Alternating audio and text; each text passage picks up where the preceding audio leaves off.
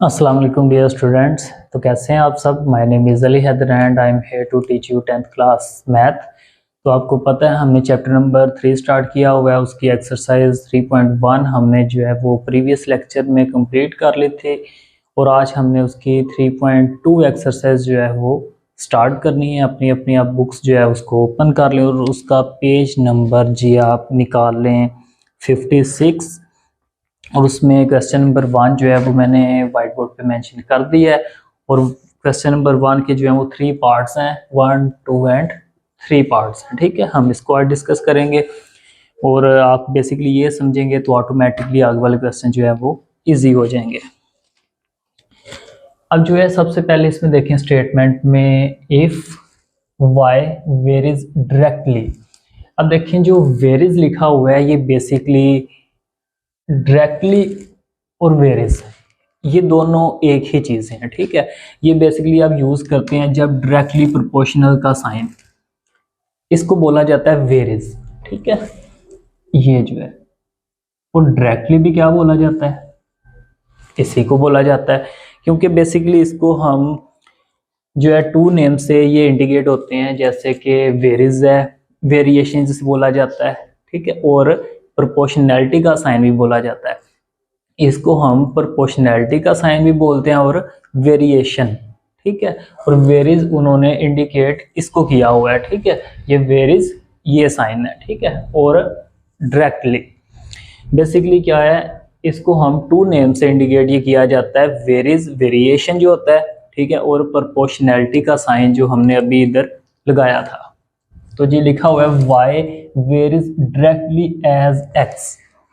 Basically varies as होता है, जिसे हम कंप्लीट बोले ना वेरीज एज, इसका मतलब क्या हुआ, डायरेक्टली प्रोपोर्शनल, प्रोपोर्शनैलिटी का साइन। ठीक हो गया। तो जी अब हमारे पास Y varies directly as X, हम इधर क्वेश्चन बना लेते हैं। देखें जरा, वाई अब लिखा हुआ है जी वाई, अब लिखा हुआ है वेरीज डायरेक्टली एज। मैंने कहा है जब भी देखें वेरीज का क्या मतलब है, डायरेक्टली प्रोपोर्शनल ही है ना, तो वेरीज डायरेक्टली एज का क्या मतलब हो गया जी, डायरेक्टली प्रोपोर्शनल। वाई और ये जो स्टेटमेंट है इसका क्या मतलब हो गया, डायरेक्टली प्रोपोर्शनल। ठीक हो गया, वाई एज इट इज, हम इसको क्या चेंज किया, डायरेक्टली प्रोपोर्शनल किसकी है जी, एक्स। ये स्टेटमेंट बन गई। कॉमा से पहले पहले जो थी वो हमने इसको एक सीक्वेंस में लिख लिया है कि y वेरीज डायरेक्टली को डायरेक्टली प्रोपोर्शनल एज x, ये आ गया हमारे पास। एंड y इज इक्वल 8, कहते हैं जी y इज इक्वल है 8। देखें ये जो स्टेटमेंट लिखी हुई है ना, इसको मैंने क्या किया है, एक सीक्वेंस में नीचे मेंशन करने लगा हूं। तो जी इतना हो गया था, एंड y इज इक्वल 8, ये मैंने मेंशन कर लिया। उसके बाद व्हेन जब y इज इक्वल 2, उसके बाद क्या हो जाए जी, x इक्वल 2 हो जाए। ये लिखा हुआ है ना व्हेन x इज इक्वल 2, ये भी हमने लिख दिया। याद रखिएगा कोई भी इसमें हमने ये कंप्लीट एक्सरसाइज में जो क्वेश्चन डिस्कस करने हैं, आपने क्या करना है, स्टेटमेंट जो होगी उसको आपने इस फॉर्म में लिख लेना है, वर्टिकल लिख लेना है उसको। ठीक है, अब देखें y वेरिएशन हमारे पास क्या होगा, वेरीज क्या होगी, डायरेक्टली एज x के, ये जो x है। ठीक हो गया, एंड y इज इक्वल 8, हमने इसको भी नीचे मेंशन कर लिया। देखें इतनी स्टेटमेंट जो थी ना, इतनी उसको हमने क्या किया, ये लिख लिया। उसके बाद ये जो स्टेटमेंट थी उसको हमने इसके नीचे लिख दिया। उसके बाद व्हेन x इज इक्वल 2, उसको हमने इसके नीचे लिख दिया। अब लिखा हुआ है जी फाइंड हमने पार्ट 1 सॉल्व करने लगा हूं मैं। ठीक है, इधर इसको हम सेपरेट कर लेते हैं कि आपको वाज़ह समझ आ जाए। अब देखें फाइंड हमने क्या करना है, y in times of x, means कि हमने देखना है कि y की वैल्यू क्या आती है, y हमने फाइंड करना है। ठीक है, इसको सॉल्व करते हैं पहले तो हम जी। तो y डायरेक्टली प्रोपोर्शनल जब खत्म करते हैं तो क्या लगाते हैं जी, कांस्टेंट k। हर क्वेश्चन में ये अप्लाई करना है आपने। ठीक है, साथ क्या आ गया, x। देखें y एज इट इज, इसकी जगह कांस्टेंट k इसकी जगह आ गया, x एज इट इज। अब y की जगह फर्स्ट वाली वैल्यू देखें क्या है, फर्स्ट क्या है जी 8, हम क्या लिखेंगे 8 इक्वल k x की जगह फर्स्ट वाली वैल्यू क्या है जी 2, तो हम इधर क्या लिख देंगे जी 2। अब देखें 2 इधर क्या हो रहा है मल्टीप्लाई हो रहा है, तो इधर आगे क्या हो जाएगा वो डिवाइड, तो हम इसको शिफ्ट करते हैं जी 8 के नीचे आ जाएगा ये, और k 2 1 आर 2 2 4 आर 8, तो k इक्वल किसके आ जाएगा हमारे पास 4k।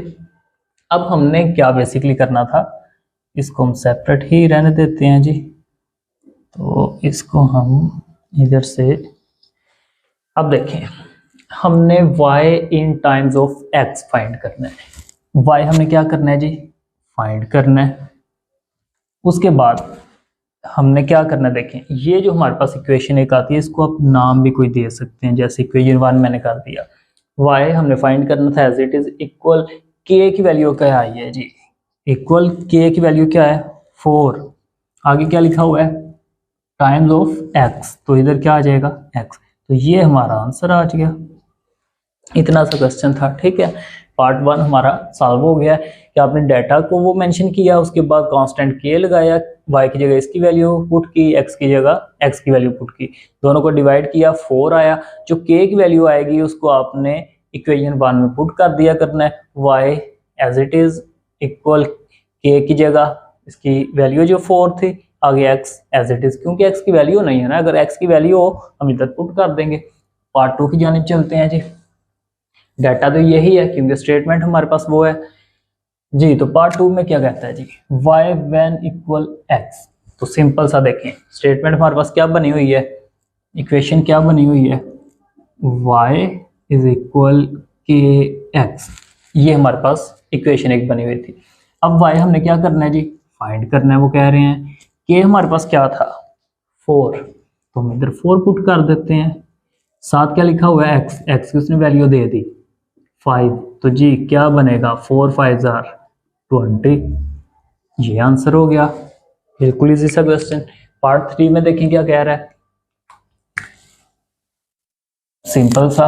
अब देखें क्वेश्चन क्या हमारे पास ये ही y इक्वल के एक्स, अब y की जगह क्या कह रहा है जी 28 इक्वल के क्या था 4, तो हम इधर मेंशन करेंगे 4, और x हमने क्या करना है जी फाइंड आउट करना है 28, ये क्या हो जाएगा divide equal x, 4 1 are 4 4 7 are 28, तो ये हमारे पास क्या आ गया जी इसका आंसर। क्वेश्चन नंबर के 1 जो है वो क्वेश्चन नंबर उसके 3 पार्ट थे जो हमने डिस्कस किए हैं। इंशाल्लाह नेक्स्ट लेक्चर के अंदर हम क्वेश्चन नंबर जो 2 है उसके जो भी पार्ट्स हैं उसको डिस्कस करेंगे। इसकी आप प्रैक्टिस कीजिएगा, जिधर से समझ ना आए तो आप कमेंट में बता सकते हैं। इंशाल्लाह नेक्स्ट लेक्चर में मुलाकात होगी। अपना ख्याल रखिएगा, चैनल को सब्सक्राइब कर दीजिएगा और वीडियो को लाइक और शेयर भी कीजिएगा। ओके, अल्लाह हाफिज़।